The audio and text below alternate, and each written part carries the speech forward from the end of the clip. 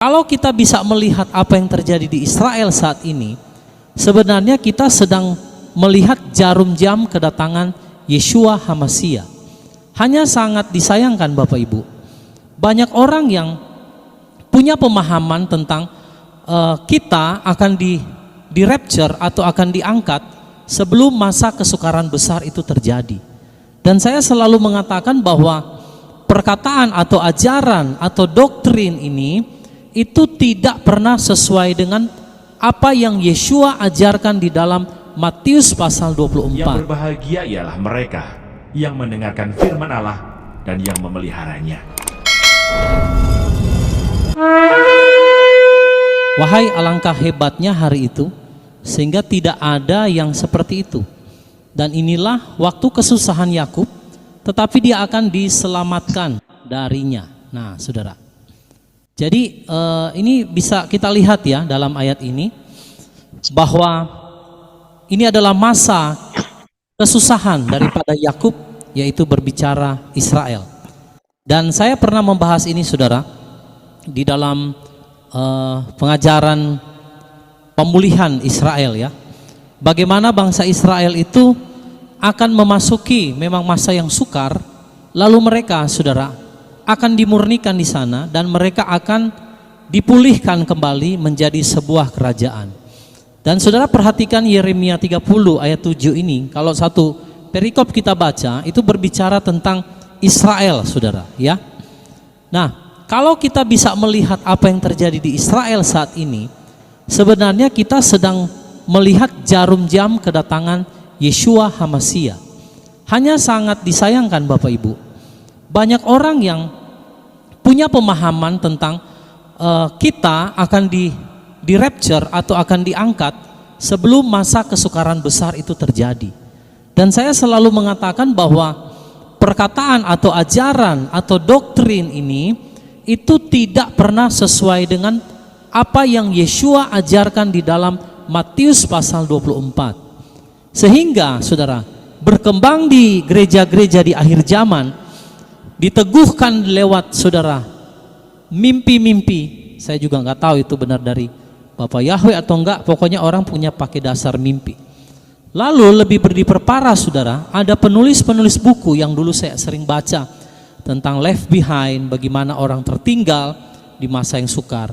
Lalu saudara lihat film-film di Hollywood pun membuat film yang sama, sehingga sebuah doktrin yang berkembang saudara di Eropa mengenai pre-tribulation atau pengangkatan di masa sebelum masa sukar, itu menjadi sebuah doktrin yang berkembang saudara di Eropa lalu sampai ke Amerika. Nah, lalu misionaris dari dari Amerika saudara itu pergi ke Cina dan mengajar bahwa orang kudus, orang benar itu tidak akan mengalami aniaya sesuai dengan ajaran doktrin ini, sehingga menimbulkan saudara sesuatu yang sangat menyedihkan di Cina, karena di Cina saudara terjadi penganiayaan bagi orang percaya. Lalu banyak yang menjadi murtad oleh karena doktrin pengajaran yang dibawa dari barat ini saudara, yang berbicara bahwa manusia atau kita yang percaya kepada Yeshua itu akan di-rapture terlebih dahulu. Kenyataannya saudara, orang-orang Kristen, orang yang percaya Yeshua di China itu mengalami aniaya Bapak Ibu. Nah, malam hari ini kita akan belajar sama-sama, kita akan melihat hubungan daripada Israel dan juga gereja. Karena pengajaran tentang doktrin kita akan diangkat sebelum masa kesukaran itu sudah menjamur di gereja, baik yang gereja masih memanggil nama lama maupun gereja-gereja yang sudah memanggil nama Yahweh, itu masih ada doktrin seperti itu Bapak Ibu. Maka malam hari ini kita harus melihat kepada dasar kebenaran, supaya saudara jangan sampai tertipu, jangan sampai saudara akhirnya menerima pengajaran yang berkata rapture terlebih dahulu, tapi pada kenyataannya kita akan masuk dalam masa kesukaran Yakub itu. Lalu akan banyak yang terjadi seperti di China, orang-orang Kristen itu pada akhirnya murtad, meninggalkan Elohim. Oke, kita lihat slide berikutnya saudara ya.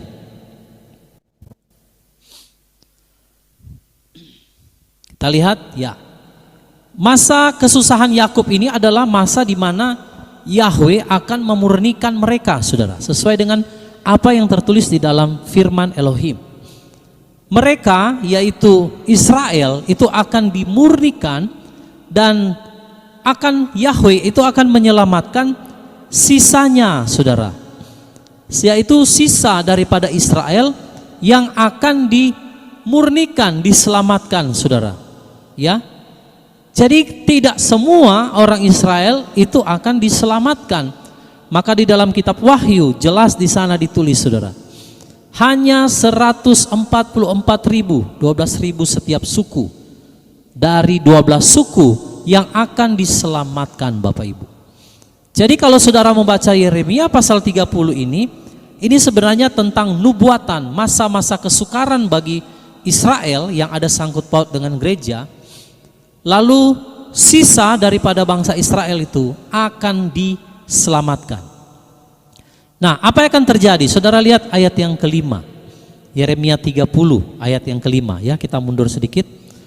Sebab itu beginilah Yahweh berfirman, kami telah mendengar suara kegentaran, suara ketakutan, dan bukan suara damai sejahtera. Jadi nubuatan ini, saudara, dikatakan kami telah mendengar suara kegentaran, suara ketakutan, dan bukan suara damai sejahtera. Jadi saudara jangan pernah berharap bahwa akan terjadi damai sejahtera di Israel. Itu sesuai dengan firman. Kalau sampai terjadi damai sesaat lamanya, itu ketika anti Hamasiyah akan muncul. Jadi kalaupun terjadi perdamaian di Israel, saudara harus memahami bahwa itu perdamaian palsu. Seperti yang saya pernah sampaikan mengenai meterai yang pertama, yaitu kuda putih yang keluar. Itu perjanjian damai palsu, saudara. Tetapi dalam firman dikatakan tidak ada suara damai. Yang ada hanya kegentaran dan ketakutan, saudara. Lalu diteguhkan kembali di dalam Amos 8 ayat yang kedua. Saya baca buat saudara semua. Lalu dia berfirman, Amos, engkau melihat apa? Dan aku menjawab, sebuah keranjang tempat buah-buahan musim panas. Dan Yahweh berfirman kepadaku, saat terakhir telah tiba bagi umatku Israel. Aku tidak akan melewatinya lagi. Jadi ini ini adalah masa di mana, saudara, bangsa Israel itu akan mengalami saat terakhir, yaitu saat untuk pemurnian. Nah, Bapak Ibu, kalau bangsa Israel masuk dalam masa pemurnian, maka ketahuilah kita gereja yang percaya kepada Yeshua juga tidak akan sekali-kali melewati hal itu. Maka saya katakan, tidak pernah ada di dalam firman, saudara, bahwa gereja akan dirapture sebelum masa kesukaran.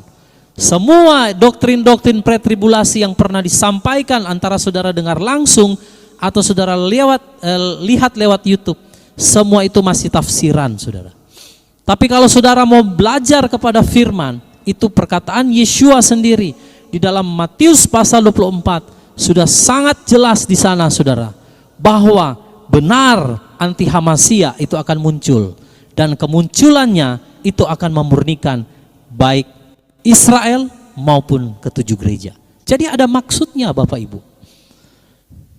Ada maksud kenapa anti Hamasiyah itu harus muncul. Maka Rasul Paulus menulis, jangan ada seorang pun yang menyesatkan engkau dengan cara apapun, di sana dikatakan. Ya. Sebab sebelum hari itu, yaitu hari di mana Yahweh menyatakan diri, Yeshua akan datang, maka anak kebinasaan atau manusia pembinasa keji itu akan terlebih dahulu muncul. Jadi sebelum hari Yahweh yang dahsyat itu, anti Hamasiyah akan muncul. Hari Yahweh yang dahsyat itu adalah hari di mana, saudara, ketika Elohim akan menghukum dunia ini. Jadi sebelum masa itu anti Hamasiyah akan muncul, dan kemunculan daripada anti Hamasiyah itu adalah untuk memurnikan Israel dan ketujuh gereja yang ada di akhir zaman. Makanya kalau saudara melihat, mempelajari semua pengajaran tentang doktrin pretribulasi. Itu saudara, semuanya yang saya sudah lihat sendiri, saya dengar sendiri dan saya mempelajari, tidak ada satupun yang berkaitan dengan Matius 24 seperti yang Yeshua ajarkan. Semua masih tafsiran.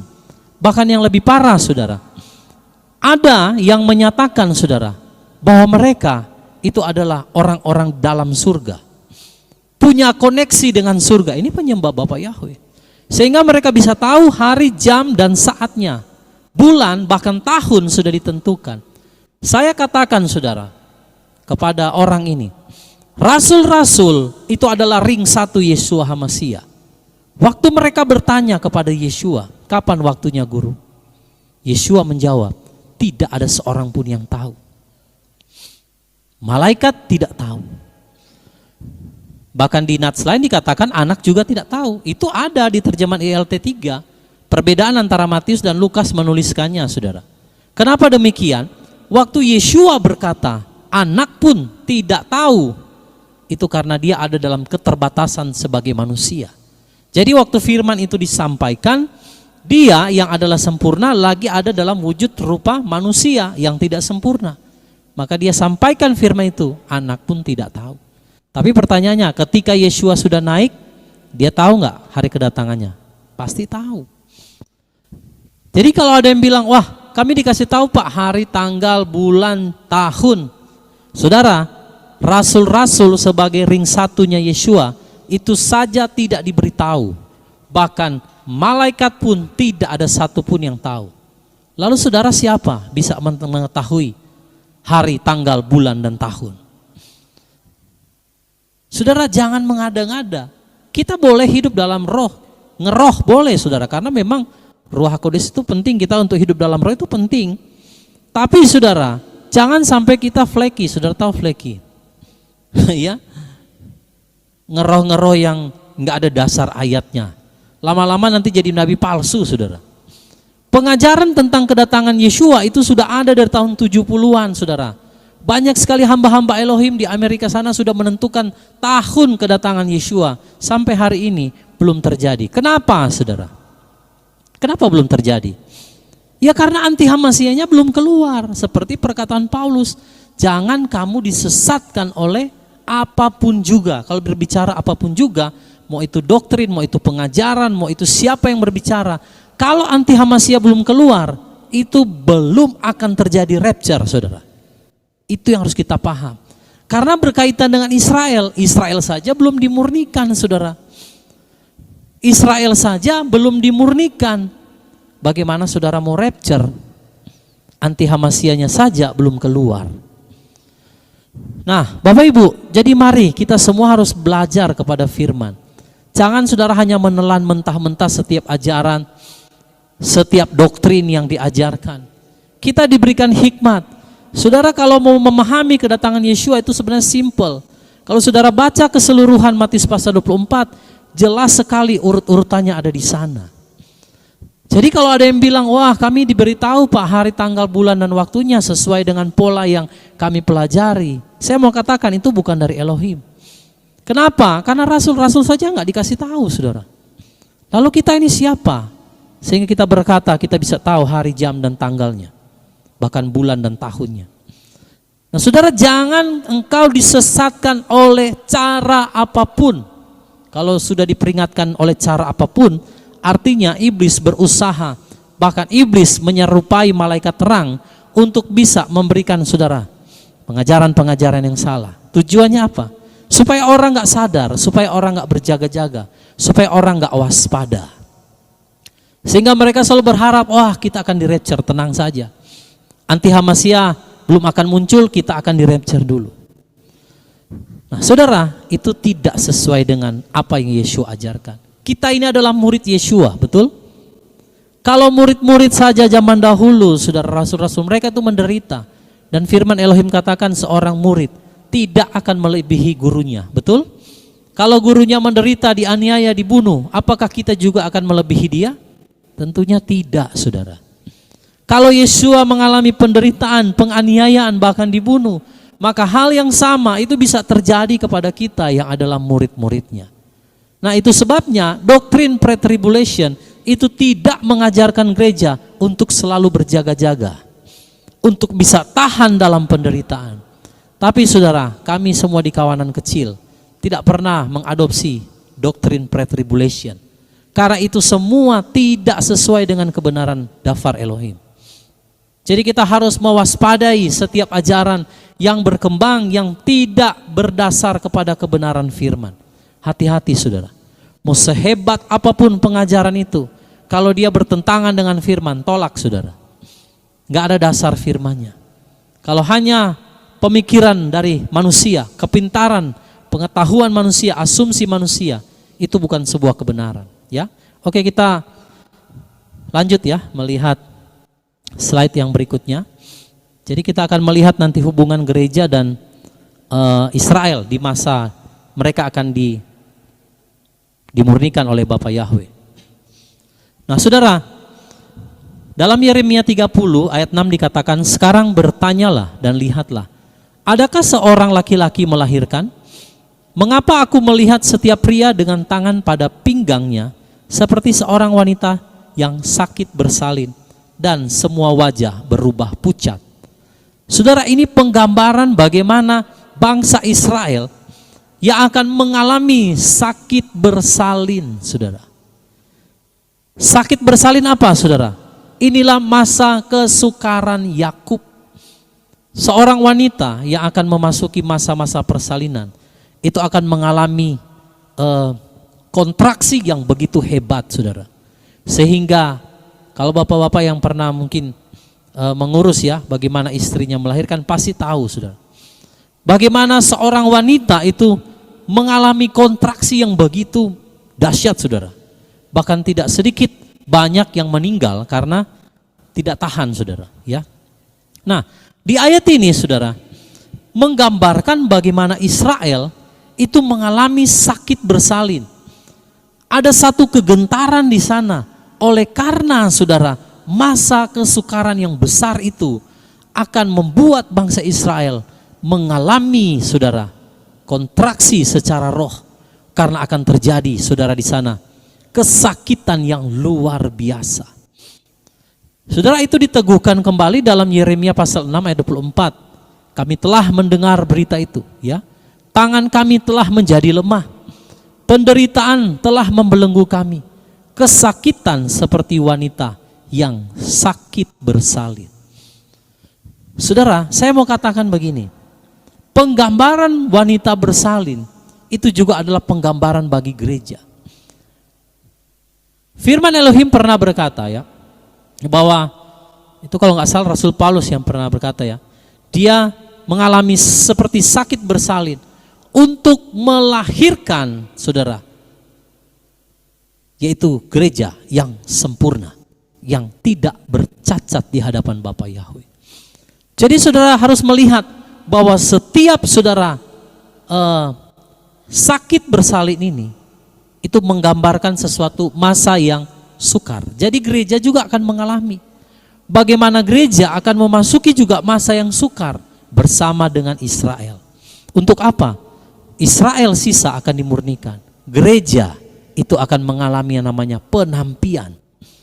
Sehingga saudara, orang-orang yang layak, orang-orang yang dianggap pantas oleh Bapa Yahweh, merekalah yang akan di-rapture.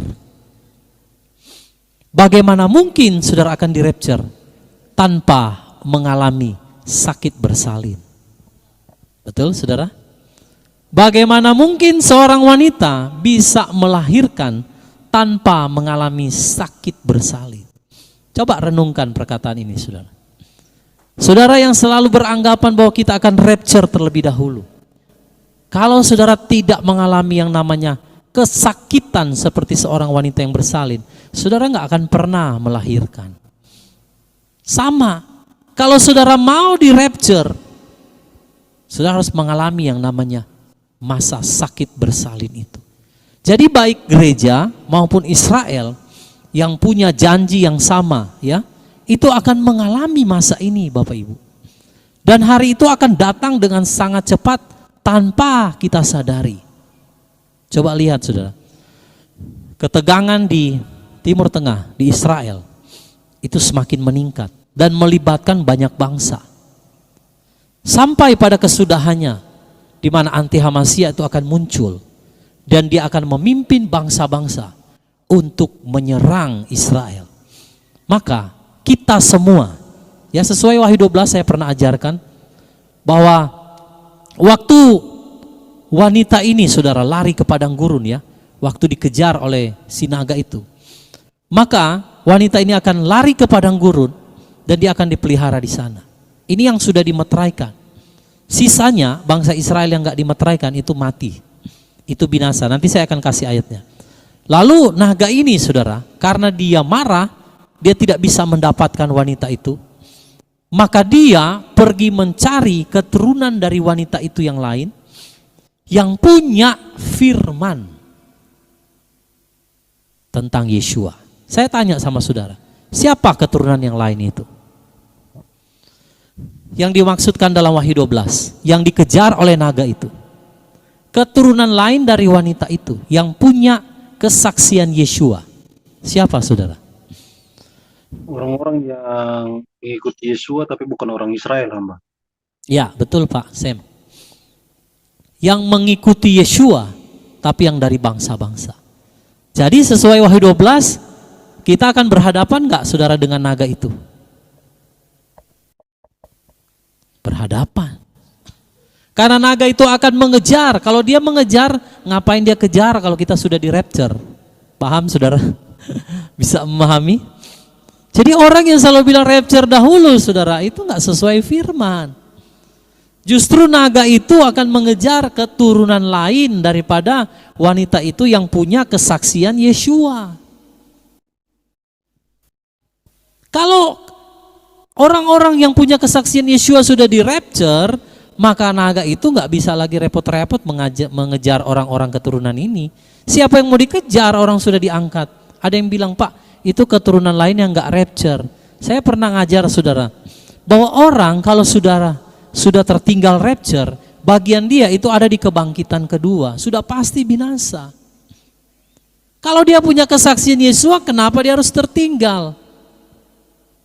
Nah makanya Bapak Ibu, kita harus mengejar yang namanya kesempurnaan itu, menjadi serupa dengan Yeshua Hamasiyah. Amin. Supaya kita di rapture. Nah, supaya sampai kepada penggenapan Bapa itu mengenai kesempurnaan, ya kita harus masuk di dalam fase sakit bersalin. Jadi baik Israel maupun gereja itu akan masuk di dalam fase sakit bersalin. Tujuannya apa? Supaya melahirkan satu keturunan yang sempurna lewat proses pemurnian di masa kesukaran besar itu. Barulah saudara akan terjadi rapture. Makanya urut-urutan dalam Matius 24 itu jelas. Ya, anti-Hamasiyah muncul dulu. Lalu saudara akan terjadi masa yang sukar, penganiayaan, bahkan orang-orang benar akan dibunuh di sana. Nah, nanti terakhir saudara, baru malaikat akan meniup sangkakala, lalu Yeshua akan datang. Jadi ada maksud kenapa Yeshua atau Bapa Yahweh itu mengizinkan manusia pembinasa keji itu muncul. Tujuan dia muncul adalah untuk memurnikan gereja dan Israel. Lalu setelah itu dia akan dibinasakan. Ya, coba kita lihat lagi slide berikutnya. Ya, Bapak Ibu yang ada di YouTube, ya boleh perhatikan ke layar ya untuk ayat-ayat. Mungkin kalau saudara nggak punya terjemahan ILT3, saudara bisa baca langsung di screen ya.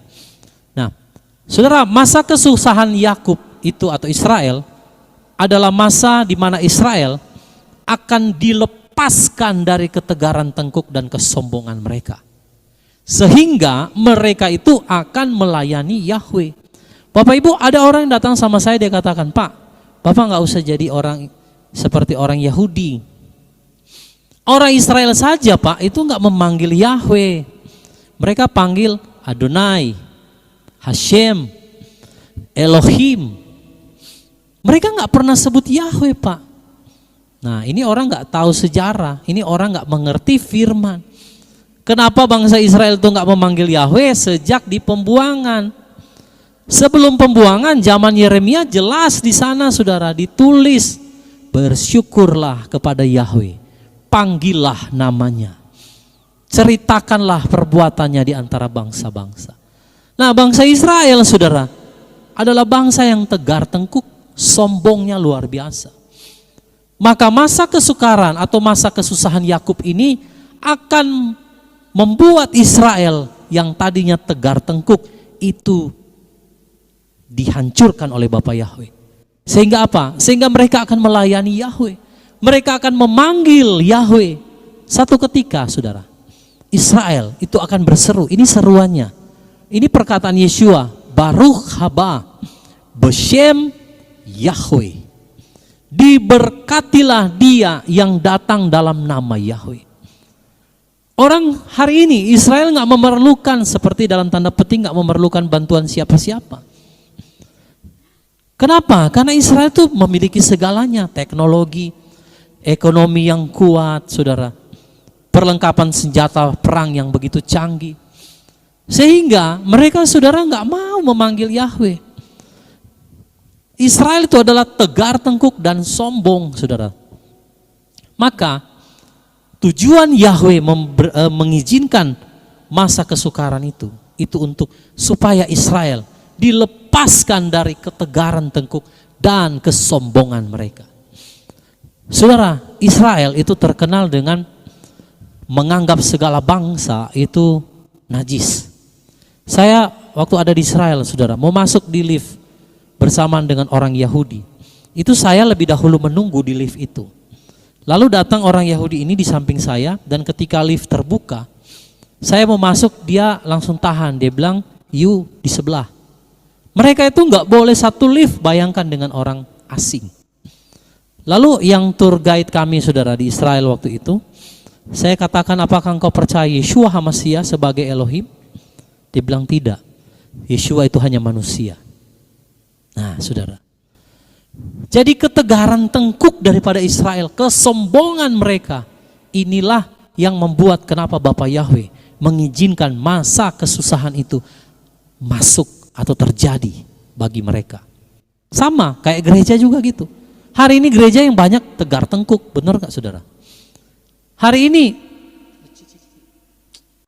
coba-coba di sebentar saudara, ini ada pengacau ya saudara. Haleluya. Ini sepertinya iblis gak senang saudara ya.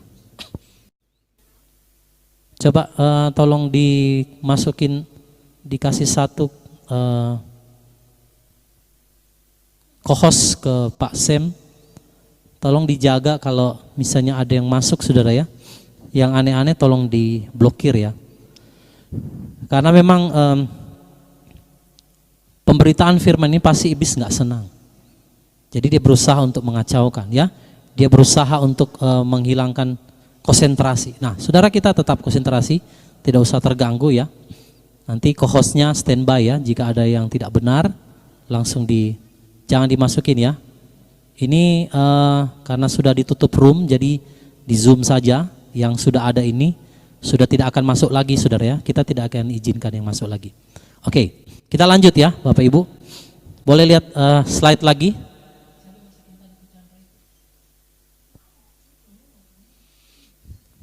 Ya, saudara lihat di sini ya.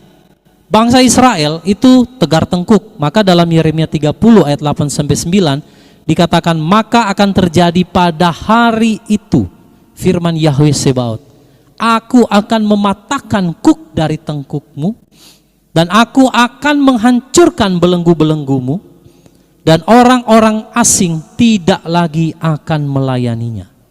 Jadi di hari itu dikatakan saudara, Yahweh akan mematahkan kuk dari tengkuk Israel dan menghancurkan belenggu-belenggu, yaitu kesombongan mereka. Nah itu saudara. Lalu ayat 9 dikatakan, tetapi mereka akan melayani Yahweh Elohim mereka dan Daud raja mereka yang akan kubangkitkan bagi mereka. Siapa saudara Daud di sini? Bukankah Daud sudah mati? Lalu siapa yang akan dibangkitkan saudara? Itu keturunan dari Daud yang adalah Yeshua HaMasiah akan menjadi raja di dalam kerajaan 1000 tahun. Nah ini saudara. Jadi pada hari-hari itu Yahweh akan mematahkan kuk dari tengkuk Israel yang keras itu. Ya, lalu belenggu-belenggu yang mengikat mereka selama ini itu akan dihancurkan. Kesombongan, penolakan akan Yahweh, penolakan akan Mesias yaitu Yeshua HaMasiah itu akan dihancurkan lewat masa itu.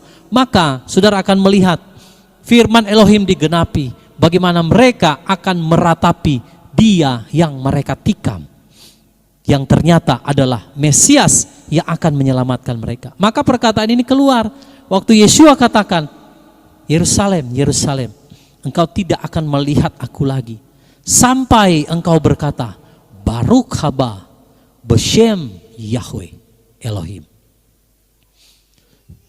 Engkau tidak akan melihat aku lagi, kata Yeshua, sampai nanti engkau berkata, diberkatilah dia yang datang di dalam nama Yahweh. Itulah Daud, raja mereka. Itulah Yeshua HaMasiah yang akan memerintah di dalam kerajaannya. Amin, saudara. Ya, saudara bisa memahami kenapa Bapa Yahweh mengizinkan mereka masuk dalam masa kesukaran? Sama, gereja juga ada di dalam tegar tengkuk. Sudah dikasih tahu berjaga-jaga, bersiap. Karena saudara, masa yang sukar itu akan terjadi. Tapi mereka lebih suka saudara dengar yang enak bagi telinga. Saya nggak mau terima ajaran kawanan kecil akhir zaman katanya.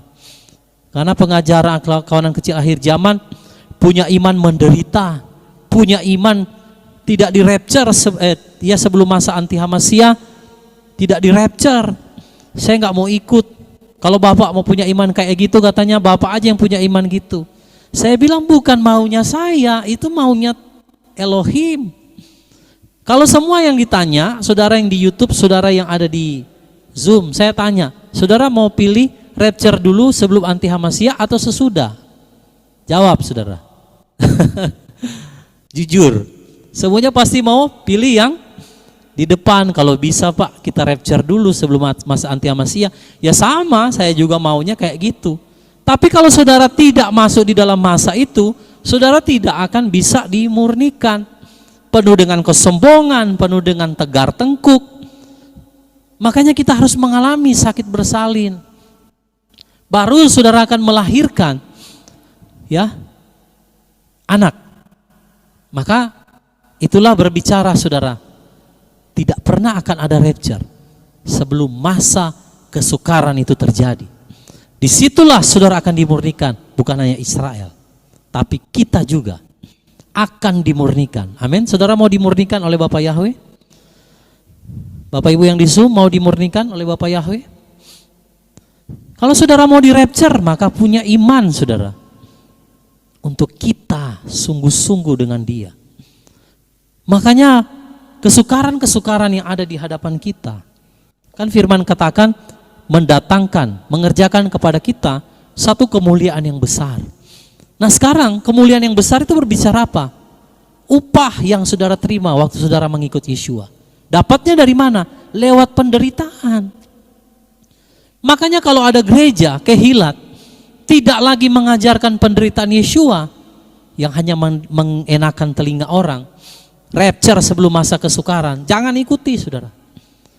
Saudara nggak usah takut tidak ada dalam satu organisasi gereja. Ini bukan waktunya lagi saudara memikirkan organisasi. Yeshua itu saudara tidak pernah membangun organisasi. Dan saya mau kasih tahu bagi saudara, gereja bukan organisasi. Saudara harus paham itu. Gereja itu adalah kerajaan. Amin, saudara. Saya ulangi, gereja bukan organisasi. Gereja adalah kerajaan. Maka kita, saudara yang ada dalam kerajaan yang tak tergoncangkan itu, kawanan kecil yang dijanjikan oleh Bapa Yahweh. Kalau saudara masih terikat dengan organisasi dunia, jangan heran ketika goncangan itu datang, saudara akan tergoncang. Tapi kalau saudara ada di dalam kerajaan, tidak dikatakan kalau kamu ada dalam organisasi gereja A, kamu tidak akan tergoyahkan. Enggak ada. Yang dikatakan hanya kalau kamu ada di dalam kerajaan itu, kamu tidak akan tergoncangkan. Jadi, mari Bapak Ibu, untuk mendapatkan satu kemuliaan yang luar biasa, saudara harus mengalami yang namanya penderitaan. Tidak pernah ada yang namanya kemuliaan tanpa salib. Betul? Yeshua itu nggak akan pernah bangkit kalau dia nggak disalibkan, lalu mati. Saudara dan saya jangan pernah berharap di rapture sebelum saudara dan saya dimurnikan terlebih dahulu. Seperti seorang wanita yang sakit melahirkan. Oke, kita lanjut saudara ya. Saya harap saudara semua tetap bisa fokus ya. Memang hari-hari ini saudara, iblis itu berusaha dengan luar biasa untuk menggoyahkan iman orang percaya. Berusaha mengacaukan segala sesuatu ya. Nah saudara lihat, masa kesusahan Yakub ini akan menggenapi juga apa yang ditulis di dalam Sakaria 13 ayat 8-9. Coba kita akan baca sama-sama saudara. Sakaria pasal 13 ayat 8-9. Dan terjadilah di seluruh negeri firman Yahweh, 2/3 di antaranya akan diangkut, mereka akan binasa, tetapi 1/3 akan ditinggalkan di dalamnya. Lalu saudara, perhatikan, 2/3 akan diangkut, diangkutnya kemana? Itu yang Yeshua katakan, di mana ada burung nasar, di situ, di mana ada bangkai, di situ burung nasar berkerumun. Ya, diangkut untuk dibinasakan saudara. Lalu 1/3 akan ditinggal, lalu kemana saudara 1/3 ini? Dibawa oleh Elohim. Dan aku akan membawa yang 1/3 itu ke dalam api. Nah ini saudara perhatikan ayat ini. Dan aku akan memurnikan mereka seperti orang yang memurnikan perak. Dan aku akan menguji mereka seperti orang yang menguji emas. Perhatikan yang saya kasih highlight warna merah. Mereka akan berseru kepada Hashem, Elohim. Halo, ini saya lihat ini dahsyat ayat ini saudara. Makanya saya kasih garis merah. Apakah Israel akan berseru kepada Hashem? Nama itu Adonai, Elohim. Perhatikan, mereka akan berseru kepada namaku, kata Yahweh. Maka aku akan menjawab mereka, menjawab kepadanya. Kalau mereka teriak Hashem, Adonai, Elohim, Yahweh dari surga katakan, Elohim yang mana? Karena banyak Elohim. Nah lewat masa ini saudara, perhatikan 1/3 itu dibawa ke dalam api. Lewat itulah baru Israel akan panggil Yahweh, mereka akan berseru. Jadi kalau ada yang bilang, Pak hari ini Israel tidak memanggil Yahweh, iya karena ayat ini belum digenapi. Masa kesusahan Yakub itu belum tiba, mereka masih tegar tengkuk, mereka masih sombong. Coba kalau masa itu tiba, disitulah mereka akan berseru. Roma pasal 10, di Sion ada keselamatan. Barang siapa yang berseru kepada nama Yahweh, dia akan diselamatkan. Sekarang gereja-gereja gak perlu nama Yahweh. Kita gak perlu Pak nama Yahweh, kita sudah punya kok Tuhan. Tuhan kita Tuhan Allah katanya. Ada yang bebal tegar tengkuk kalau dikasih tahu. Iya, kamu sekarang berseru aja nama itu. Satu ketika saudara, ketika masa ini terjadi, gak hanya Israel, kamu juga nanti dipaksa oleh Bapak Yahweh untuk berseru manggil dia, untuk menggenapi Roma pasal 10. Barang siapa yang berseru kepada nama Yahweh, dia akan diselamatkan. Nah ini ayat ini bukan berlaku hanya bagi Israel loh saudara, tapi ayat ini berlaku juga bagi kita. Jadi kalau saudara belum mengenal Yahweh di dalam Yeshua, aduh saudara, gawat kalau sampai masuk di masa itu. Tujuan Bapak Yahweh membawa Israel 1/3 itu diangkut, dimurnikan, agar supaya mereka akan berseru memanggil nama Yahweh.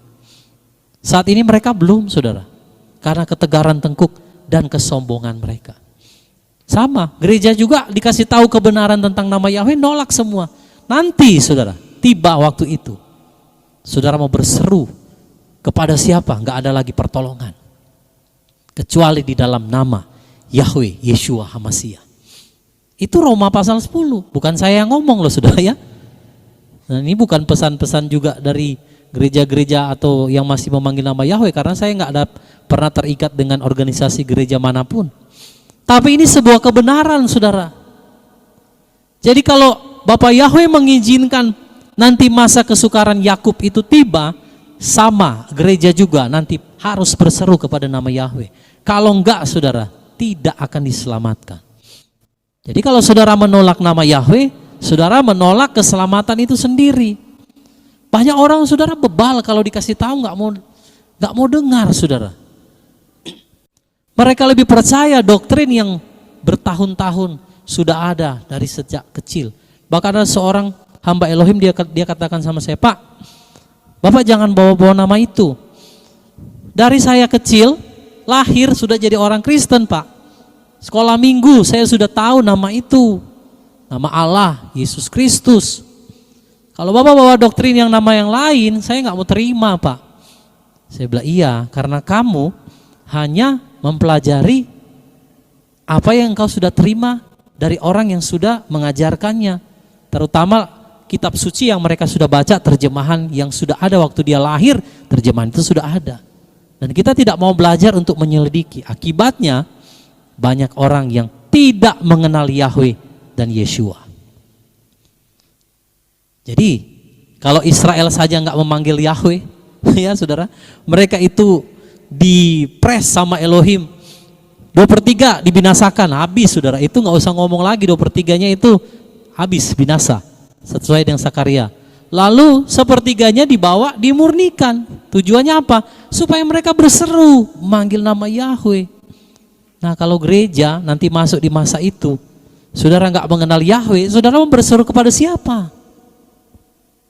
Coba aja saudara berseru kepada nama itu, nama yang lain. Nama ilahnya orang Arab, kalau dapat menyelamatkan engkau. Coba saja saudara, ya. Nanti masa itu akan tiba. Jadi saudara suka atau tidak, masa itu akan datang. Saudara mau atau tidak, masa itu tetap akan datang untuk memurnikan kita. Oke, kita lanjut slide berikutnya. Jadi saudara sudah tahu kenapa masa kesusahan Yakub itu diizinkan oleh Bapak Yahweh, supaya Israel dimurnikan, supaya kita juga gereja itu dimurnikan. Oke, saudara sekarang lihat Daniel pasal 12 ayat 10 sampai 12. Banyak orang akan apa?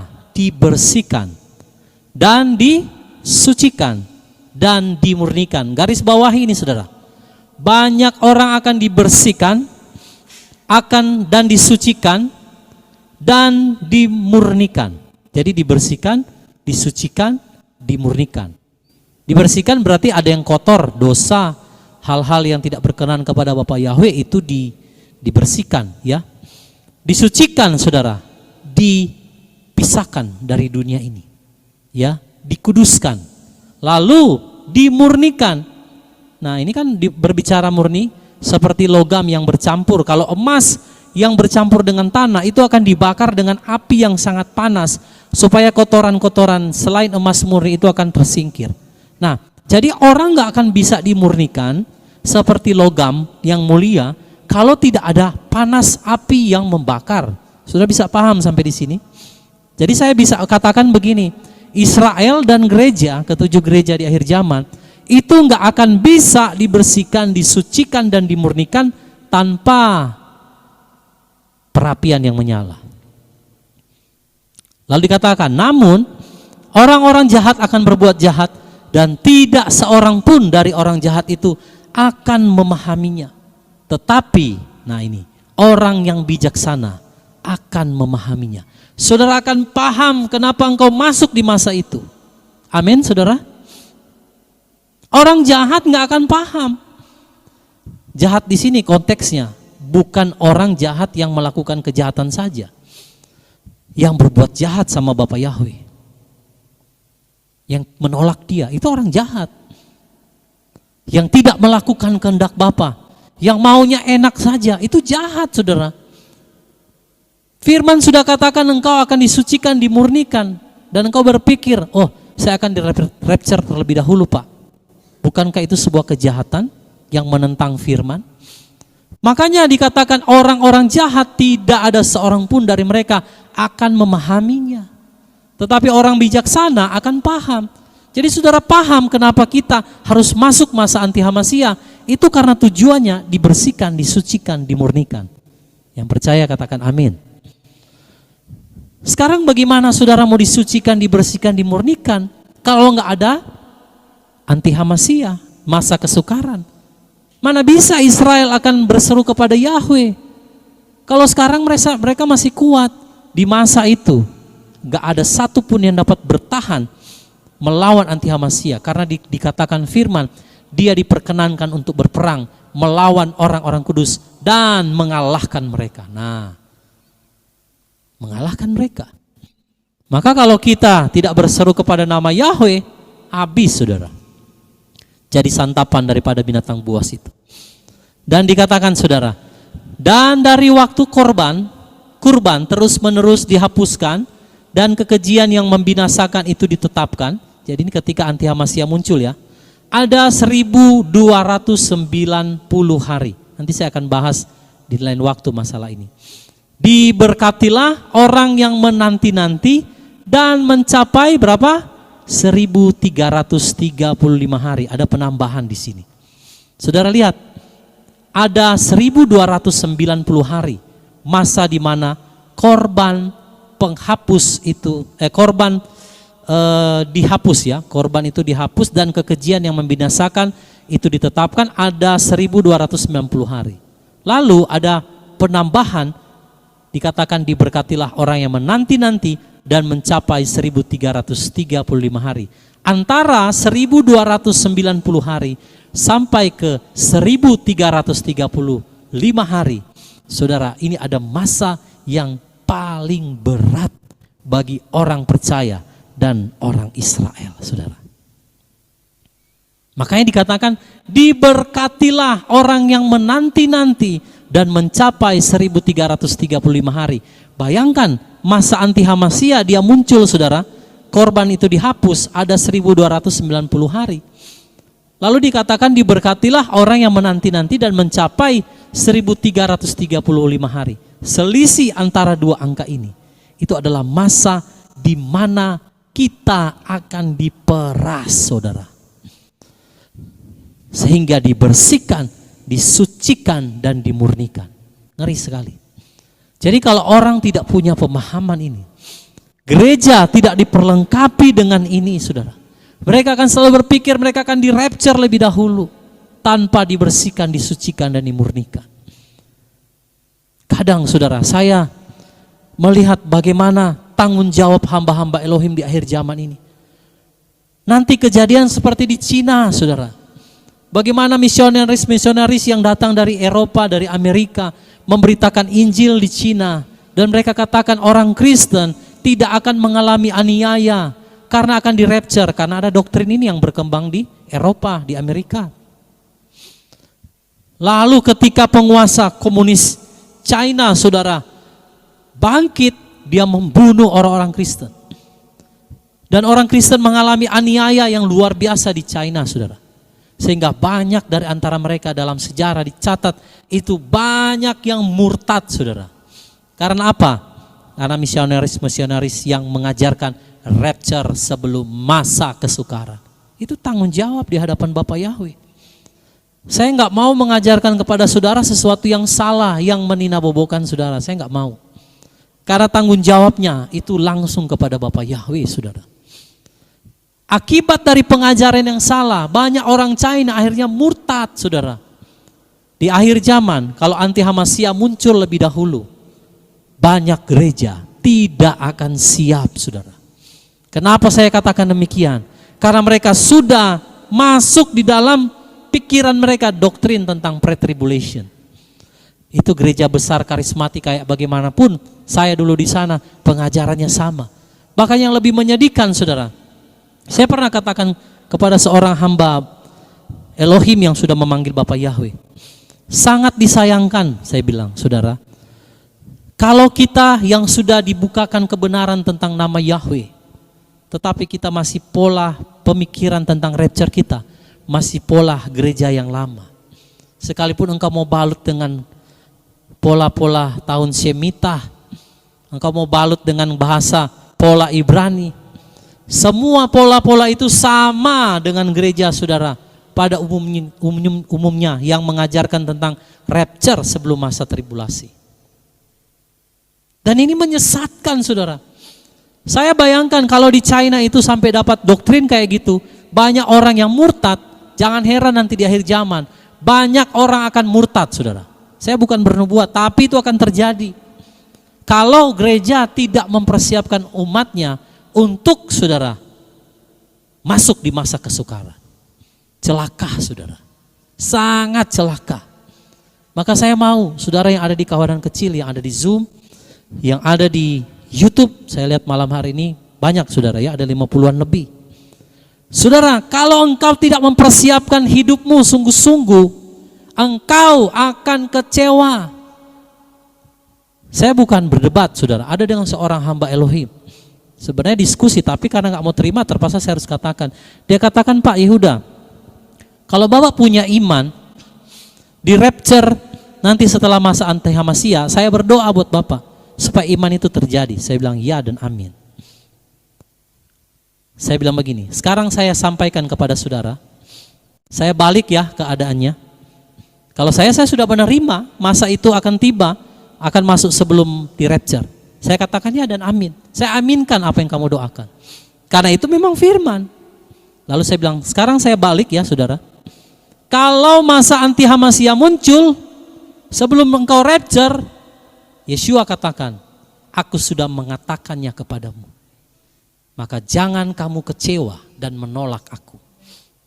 Iya, kalau terjadi rapture sebelum masa antihamasia. Kalau antihamasianya muncul, baru rapture dulu, saudara kecewa enggak? Ini bukan kecewa lagi, kalau saya mau lihat ini banyak yang mau murtad saudara. Aduh, ngeri sekali saudara. Jadi pemahaman-pemahaman ini ada di akhir zaman. Dan itu orang-orang penyembah Bapak Yahweh saja banyak kayak gitu. Yang percaya kepada, saya bukan penentang pola Ibrani, mohon maaf ya Bapak Ibu. Saya itu sudah kembali ke pola Ibrani, ke akar Ibrani. Saya juga menyelidiki tentang tahun Shemitah pola Ibrani, saya tahu.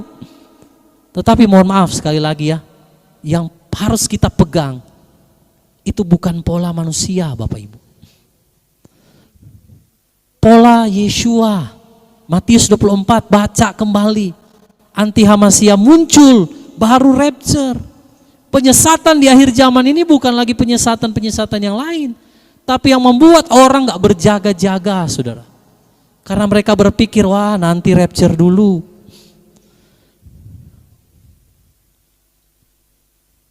Nah itu saudara ya. Jadi mari kita yang mau dimurnikan, dibersihkan, persiapkan diri. Oke, kita lihat selanjutnya, slide berikutnya Bapak Ibu. Saudara sudah lihat ya, bagaimana di Daniel ditulis orang benar itu akan dimurnikan. Ya, berbahagialah mereka yang mencapai akhir, yang bertahan sampai pada anak manusia datang untuk menjemput mereka. Lalu dalam 1 Petrus 4 ayat 18-19, demikianlah firman Elohim.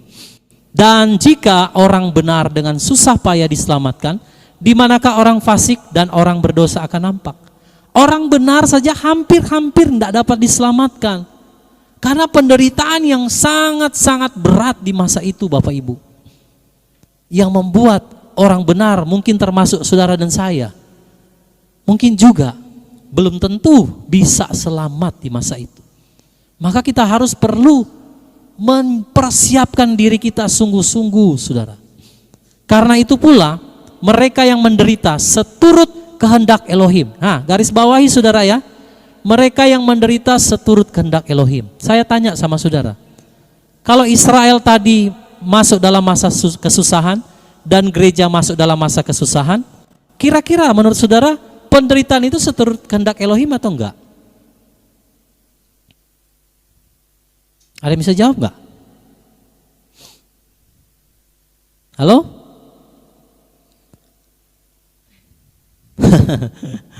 Ada yang bisa jawab? Kalau Israel dan gereja masuk dalam penderitaan, itu seturut kehendak Elohim enggak? Ya iya, seturut kehendak Elohim. Karena akan dimurnikan, saudara. Itu tujuannya, saudara harus mengerti. Sesuai dengan kehendak Elohim. Ada yang bilang sama saya, Pak, berdasarkan Wahyu pasal 3 ayat 10. Oleh karena engkau memelihara firman ketabahan, tekun menantikan aku akan melindungi engkau dari masa kesukaran yang akan datang menimpa dunia. Inilah Pak rapture. Nah, saudara harus belajar. Perhatikan kata melindungi di situ. Baca lagi kamusnya, baca lagi Strong Concordance-nya. Saudara, melindungi di situ dalam Wahyu 3 ayat 10. Bukan perlindungan secara fisik, tapi melindungi di situ penggambarannya seperti seorang ayah yang melindungi anak wanitanya. Jangan sampai tercemar. Artinya, saya mau katakan Wahyu 3 ayat 10 bukan jaminan perlindungan secara fisik, tetapi di masa anti Hamasia, saudara akan dilindungi untuk saudara tidak akan tunduk kepada sistem itu. Itu maksudnya. Jadi bukan perlindungan secara fisik. Karena saudara lihat rasul-rasul, orang kudus dari segala zaman, mereka mati dianiaya, martir, betul? Tapi apakah ada yang menyangkal, saudara? Itu maksudnya. Saudara dilindungi untuk apa? Agar tidak ada seorang pun yang akan menyangkal Yeshua. Bukan perlindungan secara fisik, saudara. No. Karena itu pula dikatakan mereka yang menderita seturut kehendak Elohim, biarlah mereka apa? Menyerahkan jiwa mereka sendiri. Barang siapa mempertahankan nyawanya, dia akan kehilangan nyawanya. Barang siapa kehilangan nyawanya oleh karena Elohim, oleh karena kebenaran, dia akan mendapatkan kembali. Biarlah mereka menyerahkan jiwa mereka sendiri dalam perbuatan baik sebagaimana kepada pencipta yang setia. Saudara mau menderita seturut kehendak Elohim? Amin. Amin. Sama-sama katakan, saya mau menderita sesuai dengan kehendak Elohim. Bukan mau-maunya saya. Jadi ada tujuan kenapa itu anti Hamasia harus muncul dulu Bapak Ibu. Bukan karena Elohim kurang kerjaan, enggak. Ada tujuannya agar Israel dipulihkan, agar gereja dikuduskan, sama-sama akan bersatu menjadi one new man in Hamasia. Satu manusia baru di dalam Yeshua Hamasia. Itu tujuannya. Jadi kalau mau masuk kerajaan 1000 tahun ya harus melewati ini, saudara, ujiannya. Yeshua saja datang di dalam dunia ini harus mengalami pencobaan, betul saudara? Dibawa ke padang gurun, mengalami penderitaan, dianiaya, disesah, disalibkan, mati, lalu dia mendapatkan kemuliaan. Lah apalagi kita, saudara, kalau kita mau disempurnakan, izinkan penderitaan itu menyempurnakan kita. Penderitaan yang sesuai dengan kehendak Elohim. Oleh karena itu, biarlah kita menderita sesuai dengan kehendak Elohim. Firman katakan, jangan kamu menderita oleh karena kebodohanmu. Karena engkau mencuri, engkau dipenjara, yaitu menderita sendiri, saudara. Kalau engkau membunuh, engkau dipenjara, ya engkau pasti menderita oleh karena kesalahanmu. Tapi kalau mempertahankan nama Elohim, saudara melakukan kebenaran firman, taat, lalu saudara masuk penjara, itu adalah penderitaan yang seturut dengan kehendak Bapa. Maka engkau akan memperoleh upah. Jadi kalau anti Hamasia muncul, disitulah akan terlihat siapa yang tahan dalam penderitaan, siapa yang tidak tahan dalam penderitaan. Mana Israel yang akan diselamatkan, mana Israel yang akan dibinasakan. Semua akan dibuktikan dengan masa anti Hamasia. Kalau sekarang mau lihat saudara, semua kayak malaikat, betul? Semua merasa diri paling benar. Ajaran saya paling benar. Saya sudah menyembah Bapak Yahweh, saya lah yang paling benar. Nah, Semuanya masih kelihatan saudara seperti malaikat. Tunggu masa itu. Akan kelihatan siapa domba, siapa kambing, siapa ilalang, siapa gandum. Itu akan terpisah saudara. Sekarang saja sudah mulai kelihatan. Apalagi nanti masa itu. Wah saudara. Yang gak tahan dalam penderitaan pasti saudara akan binasa. Pasti akan banyak yang murtad saudara. Maka malam hari ini mari bertahan saudara ya.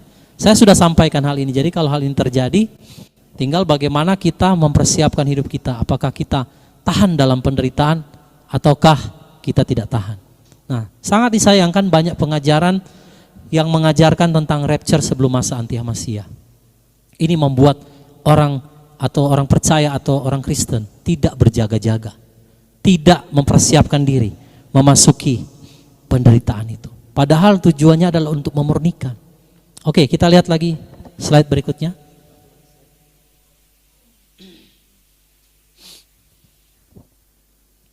Nah, saudara, saya akan bandingkan dua ayat bagi saudara ya. Daniel 12 ayat 11. Dan dari waktu kurban terus-menerus dihapuskan dan kekejian yang membinasakan itu ditetapkan, ada 1290 hari. Ini perkataan Daniel ya. Waktu pembinasa keji itu muncul. Lalu lihat perkataan Yeshua dalam Matius 24. Matius 24 ayat 15 saya baca buat saudara.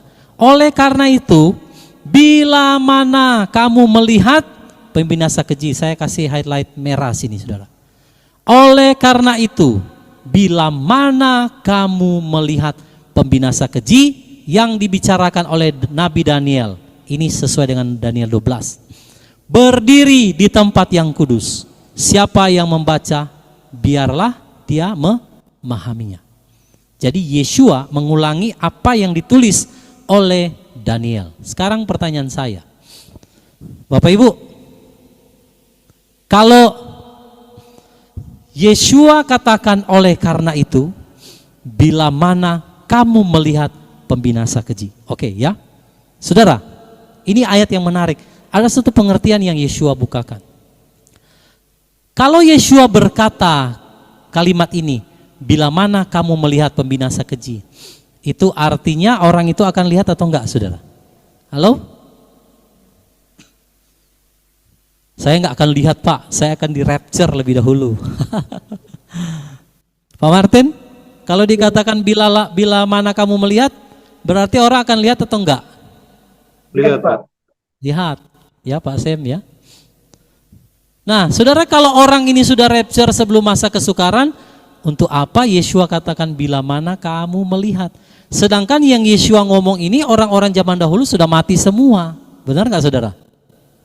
Ya, yang mereka sudah mati, sudah meninggal.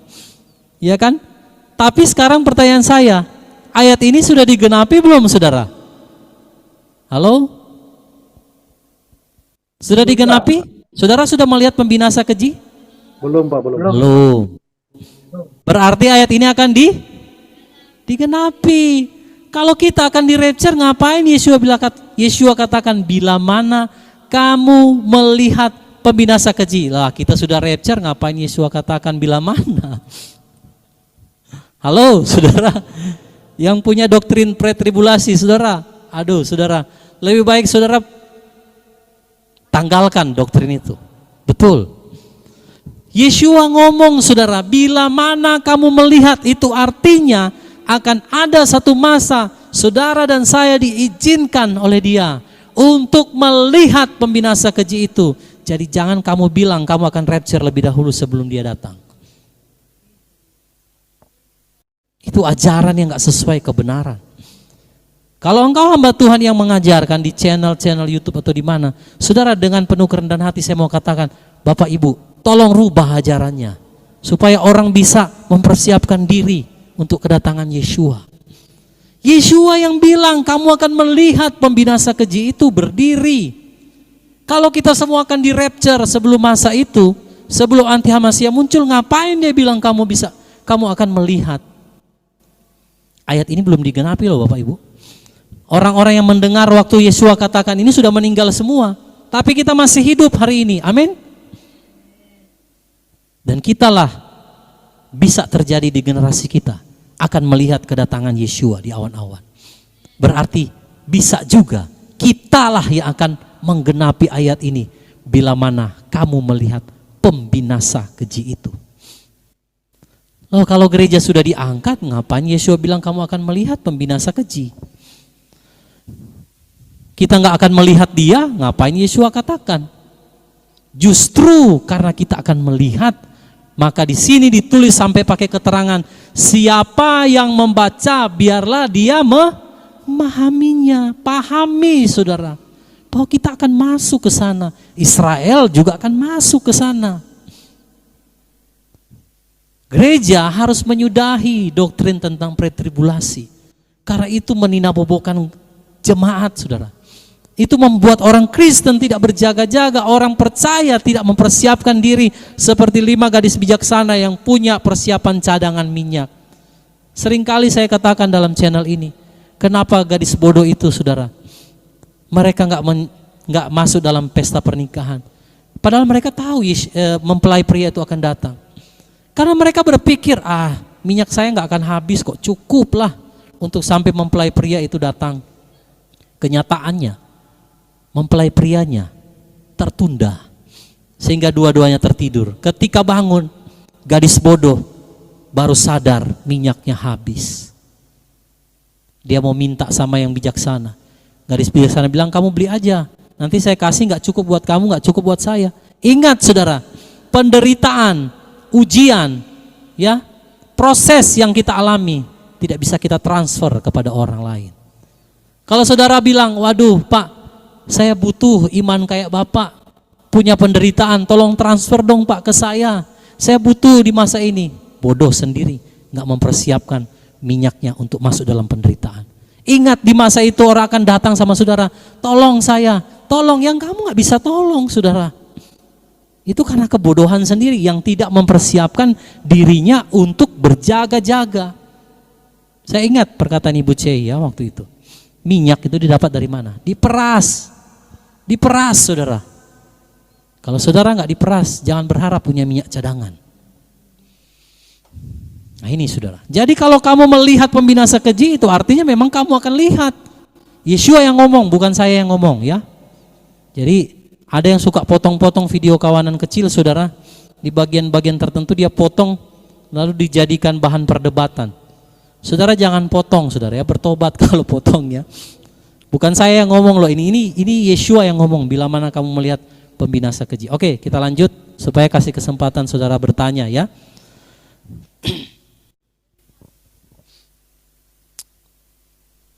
Nah saudara, ini sebagai tambahan saja. Sebenarnya Yeremia 30 ini juga berbicara Israel itu di satu sisi akan dimurnikan, tapi Israel itu jadi batu sandungan bagi segala bangsa yang tidak mengenal Yahweh. Karena melalui Israel, Bapa Yahweh itu akan menggenapi firman-Nya, dia akan berperkara dengan segala bangsa. Bangsa-bangsa yang gak mengenal Yahweh ini akan dihukum, tapi mereka akan dihukum ada prosesnya dulu saudara. Yahweh itu tidak akan menghukum bangsa begitu aja, langsung semata-mata dia hukum, enggak. Tetapi melalui Israel dijadikan sebagai batu sandungan bagi segala bangsa. Saudara boleh lihat ini di Yoel pasal 3 ayat 2. Maka aku akan mengumpulkan semua bangsa dan membawa mereka turun ke lembah Yosafat atau lembah penentuan atau lembah Harmagedon ya. Dan aku akan berperkara dengan mereka. Mereka di sini adalah segala bangsa. Berkenaan dengan umatku dan milik pusakaku Israel yang telah mereka serahkan di antara bangsa-bangsa dan tanahku yang telah mereka bagi-bagi. Jadi Bapa Yahweh itu tidak semata-mata langsung menghukum bangsa-bangsa. Penghukuman dia itu saudara melalui Israel. Jadi Israel dijadikan sebagai batu sandungan bagi segala bangsa, sehingga segala bangsa akan menyerang Israel. Lalu disitulah di lembah penentuan itu atau lembah Yosafat itu, disitulah Yahweh akan mengumpulkan bangsa-bangsa yang tidak mengenal dia untuk dibinasakan. Jadi ada pemicunya. Kenapa bangsa-bangsa itu akan dihukum? Itu oleh karena Israel. Jadi ada timbal baliknya ya. anti Hamasiyah muncul memurnikan Israel, tapi saudara, melalui Israel bangsa-bangsa yang tidak mengenal Yahweh dan yang selalu menolak Yahweh, mereka akan dikumpulkan di lembah penentuan, lalu akan dibinasakan dalam peperangan Harmagedon. Kalau saudara mau baca, mau memahami tentang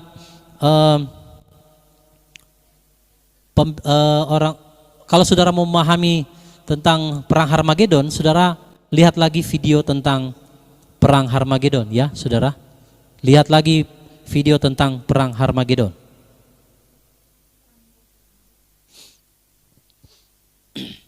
Nah, saudara, ya.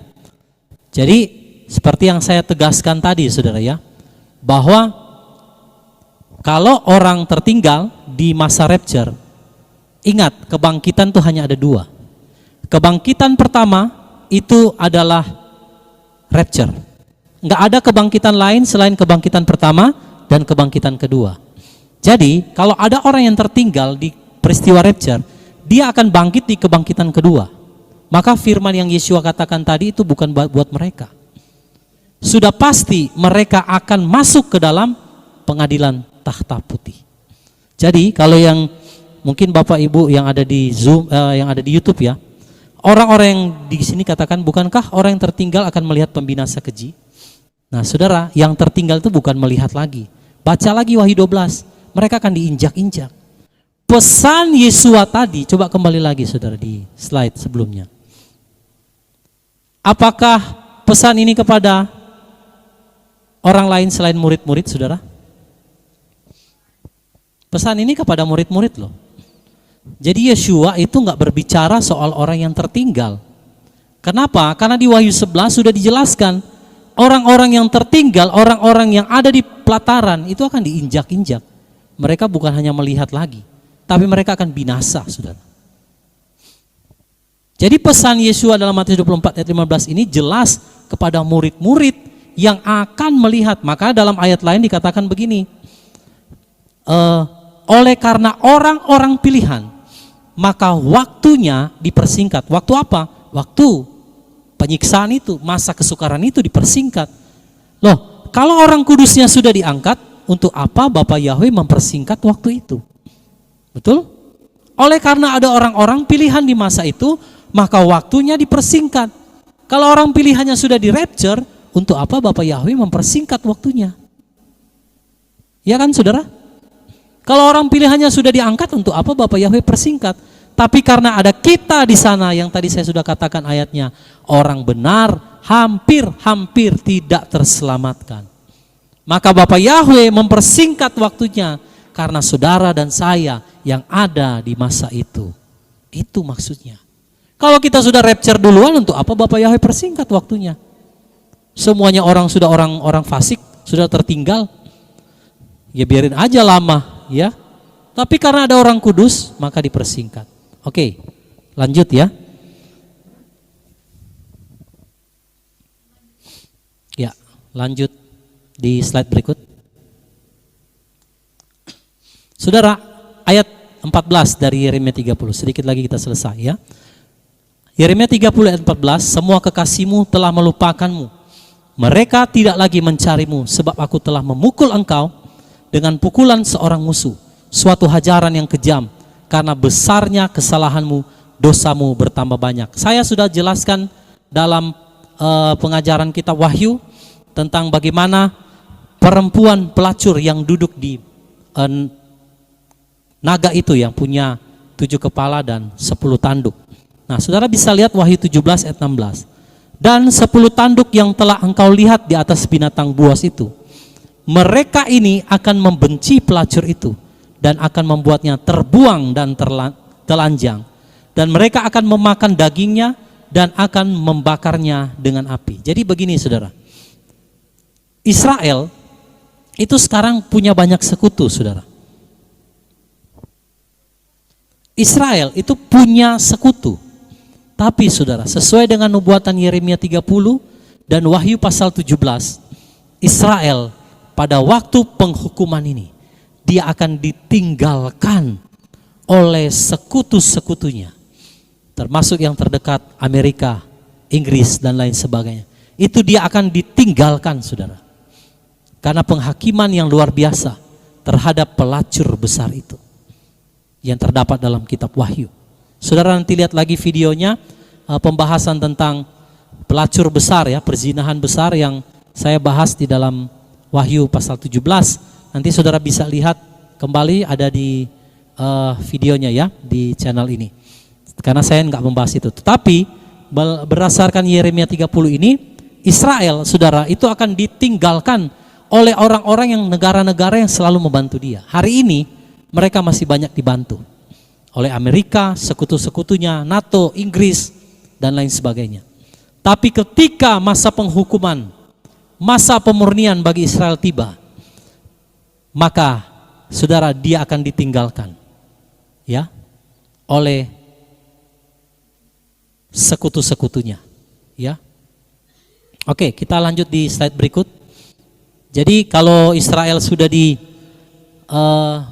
oleh Bapa Yahweh, itu nggak ada lagi negara-negara yang bisa sanggup bantu dia.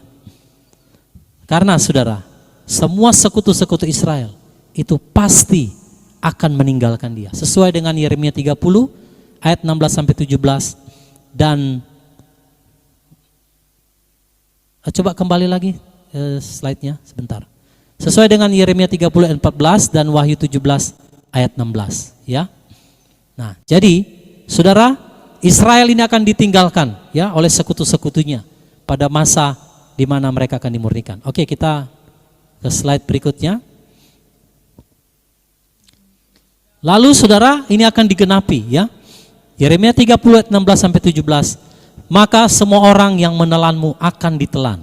Jadi setelah bangsa Israel ini diproses oleh Bapa Yahweh, dimurnikan, lalu mereka akan diselamatkan sisanya, dan dikatakan semua orang yang menelan mereka akan ditelan, dan semua musuhmu, setiap orang dari mereka akan masuk ke dalam penawanan. Mereka yang merampokmu akan menjadi rampasan, dan semua yang menjaramu aku akan menyerahkannya sebagai jarahan. Sebab aku akan memberikan kembali pemulihan kepadamu, dan aku akan menyembuhkan luka-lukamu, firman Yahweh, karena mereka telah menyebutmu orang buangan dengan berkata, inilah Sion, tidak ada seorang pun yang mencarinya. Jadi ini saudara bisa lihat selengkapnya dalam pemulihan Israel dalam Yeskiel 37 sampai Yeskiel 39 yang ada di video di channel ini ya.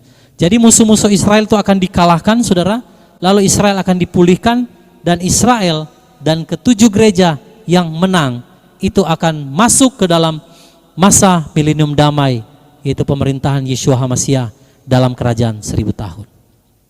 Itulah tujuan masa kesukaran Yakub dan juga gereja yang akan kita alami. Tujuannya hanya satu, supaya saudara dan saya dimurnikan, supaya saudara dan saya dilayakkan untuk memerintah bersama dengan Yeshua. Oke, selanjutnya kita akan lanjut. Ini slide terakhir saudara ya. Saudara, Yeremia 30 ayat 18, beginilah Yahweh berfirman, lihatlah aku akan mengembalikan kemah-kemah ketertawaan Yakub, dan akan memiliki belas kasihan terhadap tempat-tempat kediamannya. Ini pemulihan saudara ya. Dan kota ini akan dibangun kembali di atas timbunan puingnya, dan istana itu akan tetap berdiri di atas tempatnya. Lalu ayat 23 sampai 24. Lihatlah badai dari Yahweh, murka telah menyambar, seperti angin ribut yang menyapu, dan turun menimpa kepala orang fasik. Jadi masa ini adalah masa pembalasan daripada Yahweh kepada orang-orang fasik. Mereka akan dilenyapkan, bahkan dikatakan orang benar akan menginjak-injak orang fasik seperti debu di bawah telapak kakinya, pada hari yang Yahweh telah tetapkan, hari pembalasan 1 Elohim. Samuel pasal 10. Lalu Samuel mengambil buli-buli berisi minyak, dituangnyalah ke atas kepala Saul, diciumnyalah dia sambil berkata, bukankah Tuhan telah mengurapi engkau menjadi raja atas umatnya Israel? Engkau akan memegang tampuk pemerintahan atas umat Tuhan, dan engkau akan menyelamatkannya dari tangan musuh-musuh di sekitarnya. Inilah tandanya bagimu bahwa Tuhan telah mengurapi engkau menjadi raja atas miliknya sendiri. Apabila engkau pada hari ini pergi meninggalkan aku, maka engkau akan bertemu dengan 2 orang laki-laki di dekat kubur Rahel di daerah Benyamin di Selsah. Mereka akan berkata kepadamu, keledai-keledai yang engkau cari itu telah diketemukan, dan ayahmu tidak memikirkan keledai-keledai itu lagi, tetapi ia khawatir mengenai kamu. Katanya, apakah yang akan kuperbuat untuk anakku itu? Dari sana engkau akan berjalan terus lagi dan sampai ke pohon Tarbantin Tabor. Maka di sana engkau akan ditemui oleh 3 orang laki-laki yang naik menghadap Allah di Betel. Seorang membawa 3 ekor anak kambing, seorang membawa 3 ketul roti, dan yang lain lagi sebuyung anggur. Mereka akan memberi salam kepadamu dan memberikan kepadamu 2 ketul roti yang akan kau terima dari mereka. Sesudah itu engkau akan sampai ke Gibea Allah, tempat kedudukan pasukan orang Filistin. Dan apabila engkau masuk kota, engkau akan berjumpa di sana dengan serombongan nabi yang turun dari bukit pengorbanan dengan gambus, rebana, suling, dan kecapi di depan mereka. Mereka sendiri akan kepenuhan seperti nabi. Maka roh Tuhan akan berkuasa atasmu. Engkau akan kepenuhan bersama-sama dengan mereka dan berubah menjadi manusia lain. Apabila tanda-tanda ini terjadi kepadamu, lakukanlah apa saja yang didapat oleh tanganmu, sebab Allah menyertai engkau. Engkau harus pergi ke Gilgal mendahului aku, dan camkanlah, aku akan datang kepadamu untuk mempersembahkan korban bakaran dan korban keselamatan. Engkau harus menunggu 7 hari lamanya, sampai aku datang kepadamu dan memberitahukan kepadamu apa yang harus kau lakukan. Sedang ia berpaling untuk pergi meninggalkan Samuel, maka Allah mengubah hatinya menjadi lain. Dan segala tanda-tanda yang tersebut itu terjadi pada hari itu juga. Ketika mereka sampai di Gibea dari sana, maka bertemulah ia dengan serombongan nabi. Roh Allah berkuasa atasnya, dan Saul turut kepenuhan seperti nabi di tengah-tengah mereka. Dan semua orang yang mengenalnya dari dahulu melihat dengan heran bahwa ia bernubuat bersama-sama dengan nabi-nabi itu. Lalu berkatalah orang banyak yang satu kepada yang lain, apakah gerangan yang terjadi dengan anak Kis itu? Apa Saul juga termasuk golongan nabi? Lalu seorang dari tempat itu menjawab, siapakah bapa mereka? Itulah sebabnya menjadi peribahasa, apa Saul juga termasuk golongan nabi? Setelah habis ia kepenuhan seperti nabi, pulanglah ia. Dan paman Saul berkata kepadanya dan bujangnya, dari mana kamu? Jawabnya, mencari keledai-keledai itu. Tetapi ketika tidak terlihat, maka kami pergi kepada Samuel. Kemudian paman Saul itu berkata, coba ceritakan kepadaku, apa yang dikatakan Samuel kepada kamu? Kata Saul kepada pamannya itu, terus saja diberitahukannya kepada kami, bahwa keledai-keledai itu telah diketemukan. Tetapi perihal menjadi raja yang telah dikatakan Samuel kepadanya, tidak diceritakan kepadanya. Saul menjadi raja dengan undian. Kemudian Samuel mengerahkan bangsa itu ke hadapan Tuhan di Mispa. Dan ia berkata kepada orang Israel itu, beginilah firman Tuhan Allah Israel, aku telah menuntun orang Israel keluar dari Mesir, dan telah melepaskan kamu dari tangan orang Mesir, dan dari tangan segala kerajaan yang menindas kamu. Tetapi sekarang kamu menolak Allahmu yang menyelamatkan kamu dari segala malapetaka dan kesusahanmu dengan berkata, tidak, angkatlah seorang raja atas kami. Maka sebab itu, berdirilah kamu di hadapan Tuhan, menurut sukumu dan menurut kaummu. Lalu Samuel menyuruh segala suku Israel tampil ke muka, maka didapati suku Benyamin. Sesudah itu, disuruhnyalah suku Benyamin tampil ke muka menurut kaum keluarganya. Maka didapati kaum keluarga Matri. Akhirnya disuruhnyalah kaum keluarga Matri tampil ke muka seorang demi seorang. Maka didapati Saul bin Kis. Tetapi ketika ia dicari, ia tidak diketemukan. Sebab itu ditanyakan pula lah kepada Tuhan, apa orang itu juga datang kemari? Tuhan menjawab, sesungguhnya ia bersembunyi di antara barang-barang. Berlarilah orang ke sana dan mengambilnya dari sana. Dan ketika ia berdiri di tengah-tengah orang-orang sebangsanya, ternyata ia dari bahu ke atas lebih tinggi daripada setiap orang sebangsanya. Dan Samuel berkata kepada seluruh bangsa itu, kamu lihatlah orang yang dipilih Tuhan itu, sebab tidak ada seorang pun yang sama seperti dia di antara seluruh bangsa itu. Lalu bersoraklah seluruh bangsa itu demikian, hidup raja. Kemudian Samuel menguraikan kepada bangsa itu tentang hak-hak kerajaan, menuliskannya pada suatu piagam dan meletakkannya di hadapan Tuhan. Sesudah itu Samuel menyuruh seluruh bangsa itu pulang, masing-masing ke rumahnya. Saul pun pulang ke rumahnya, ke Gibea, dan bersama-sama dengan dia ikut pergi orang-orang gagah perkasa yang hatinya telah digerakkan Allah. Tetapi orang-orang Dursila berkata, masakan orang ini dapat menyelamatkan kita?